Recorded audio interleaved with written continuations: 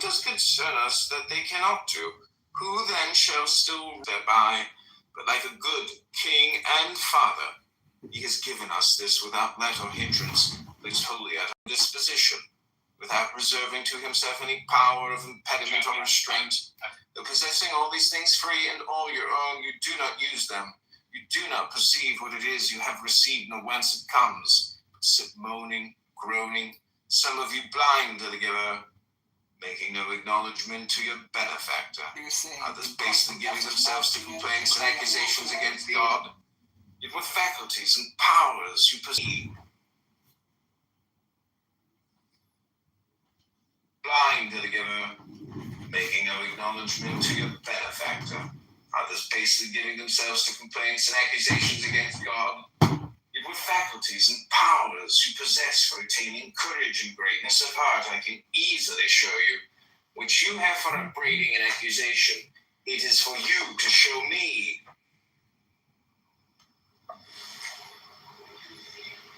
This is candidate John reading Epictetus, the Golden Sayings, otherwise known as the Enchiridion. This is the school of Stoic philosophy.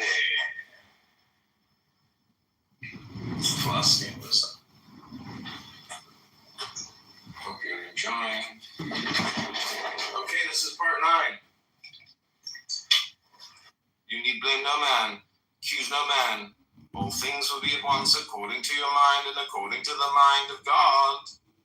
Petrification is of two sorts. There is petrification of the understanding and also of the sense of shame. This happens when a man obstinately refuses to acknowledge plain truths and persists in maintaining what is self-contradictory.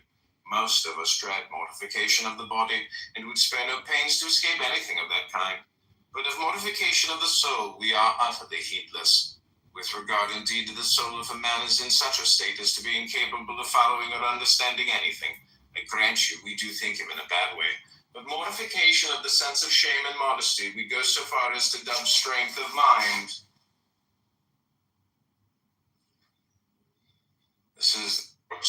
There is petrification of the understanding and also of the sense of shame.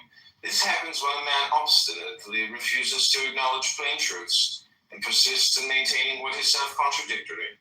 Most of us dread mortification of the body and would spare no pains to escape anything of that kind. But of mortification of the soul we are utterly heedless. With regard indeed to the soul, if a man is in such a state as to be incapable of following or understanding anything, I grant you we do think him in a bad way.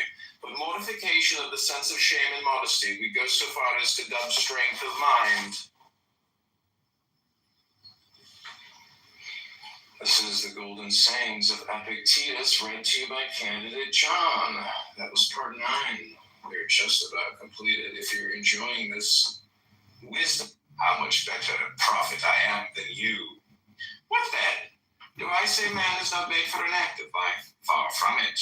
But there is a great difference between other men's occupations and ours. A glance at theirs will make it clear to you. All day long they do nothing but calculate, contrive, consult how to wring the profit out of foodstuffs, farm plots, and the like.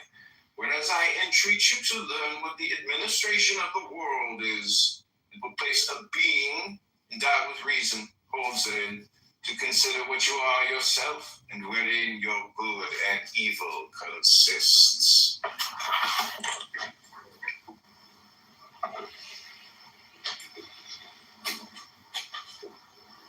How much better a prophet I am than you. What then?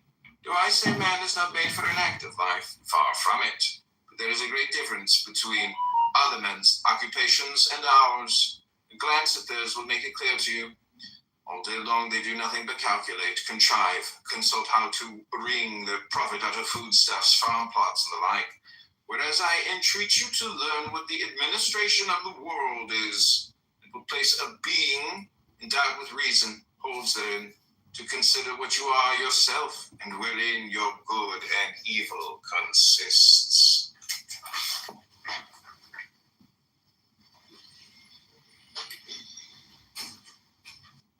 I didn't say Gary's from something.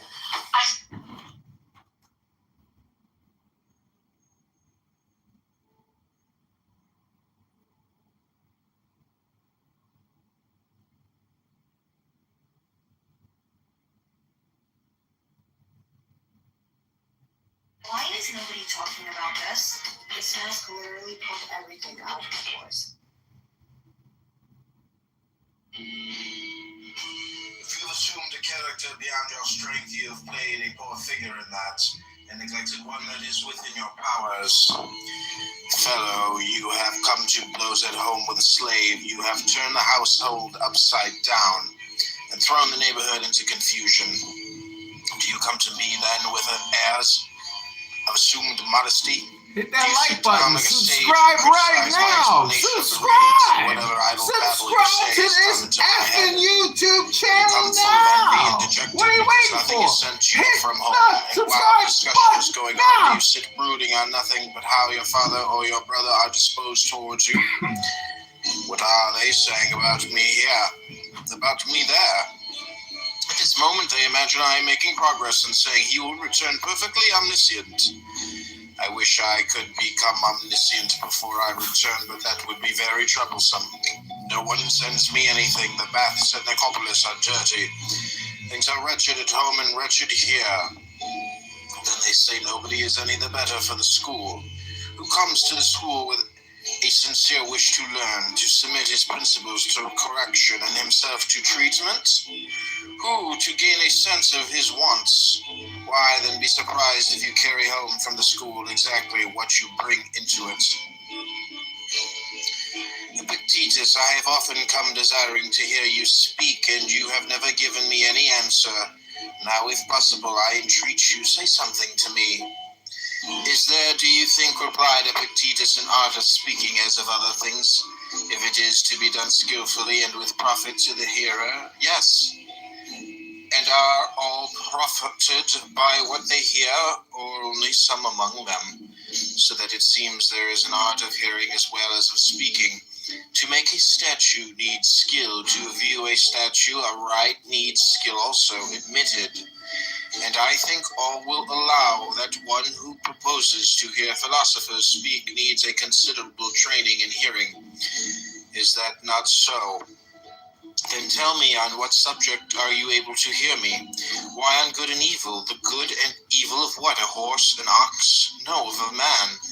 Do we know then what man is? What his nature is? That is the idea we have of him. And are our ears practiced in any degree on the subject? Nay, do you understand what nature is? Can you follow me in any degree when I say that I shall have to use demonstration? Do you understand what demonstration is? What true or false is? Must I drive you to philosophy? Show me what good I am to do by discoursing with you. Rouse my desire to do so. The sight of the pasture it loves stirs in the sheep the desire to feed. Show the stone a bit of bread and it remains unmoved. Thus we must also have certain natural desires, and one that moves us to speak when we find a listener that is worth his salt, one that himself stirs the spirit. But if he sits by like a stone or a tuft of grass, how can he rouse a man's desire? Then you will say nothing to me. I can only tell you this, that one who knows not who he is and to what end he was born, what kind of world this is. What's that? It's a new electric blanket. It's going to help us save on heating costs this winter. I hope you... Would I fain be found employed, so that I may say to God, have I in aught transgressed thy commands? Have I in aught perverted the faculties, the senses, the natural principles that thou didst give me? Have I ever blamed thee or found fault with thine administration? When it was thy good pleasure, I fell sick, and so did other men, but my will consented. Because it was thy pleasure, I became poor, but my heart rejoiced. No power of the state was mine. Unto thee with cherished, cheerful look, waiting upon thy commands, attentive to thy signals. Wilt thou that I now depart from the great assembly of men? I go, I give thee all things that thou hast deemed me worthy to take part with thee in this assembly, to behold thy works, to comprehend this thine administration. Such I were the subject of my thoughts, my pen, my study, when death overtakes me. Seemeth it nothing to you, never to accuse, never to blame either good or man? to wherever, the same continents in going forth as in coming in. This was the secret of Socrates, yet he never said that he knew or taught anything. Who amongst you makes this his aim? Were it indeed so, you would gladly endure sickness, hunger, aye, death itself. How are we constituted by nature to be free, to be noble, to be modest? For what other living thing is capable of blushing or of feeling the impression of shame, and to subordinate pleasure to the ends for which nature designed us, as a handmaid and a minister, in order to call forth our activity, in order to keep us constant to the path prescribed by nature? The husband deals with land, the physicians and trainers with the body, the wise man with his own mind. Which of us does not admire what Lycurgus the Spartan did? The young citizen had put out his eye and been handed over to him by the people to be punished as his own discretion. Lycurgus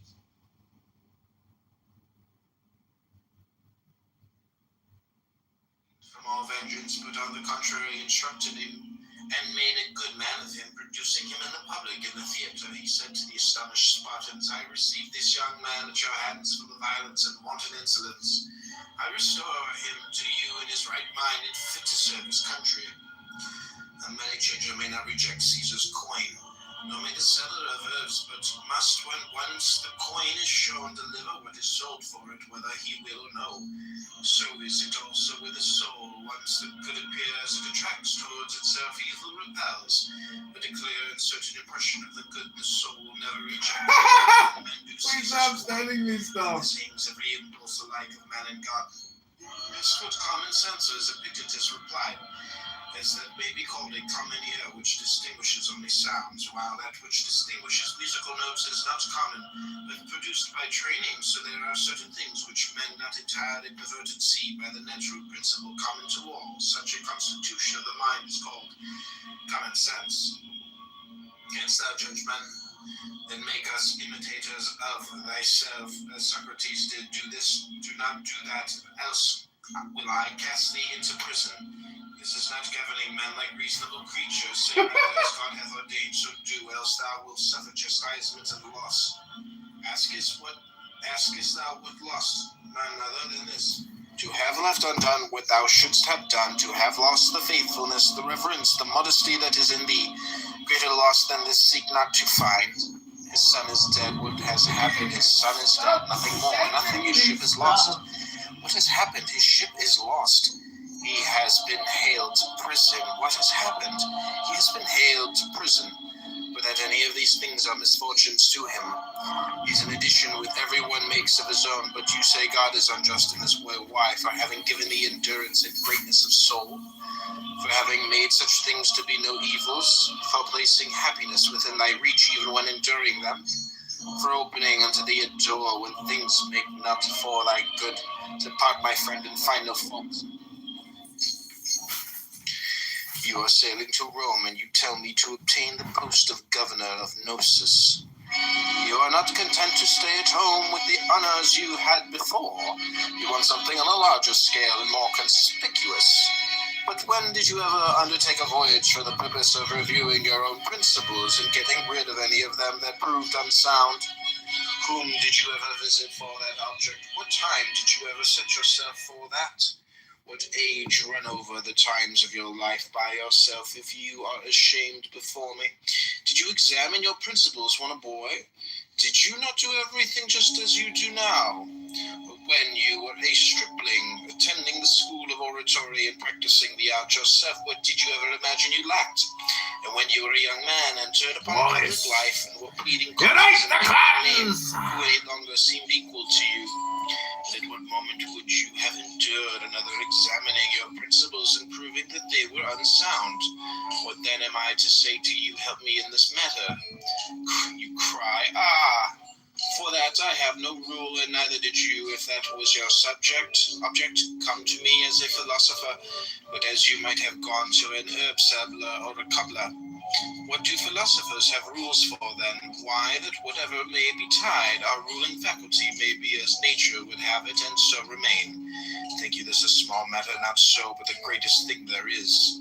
Well, does it need but a short time? Can it be grasped by a passer-by? Grasp it if you can. Then you will say, yes, I met Epictetus. Just as you might a statue or a monument, you saw me. That is all. But a man who meets a man is one who learns the other's mind.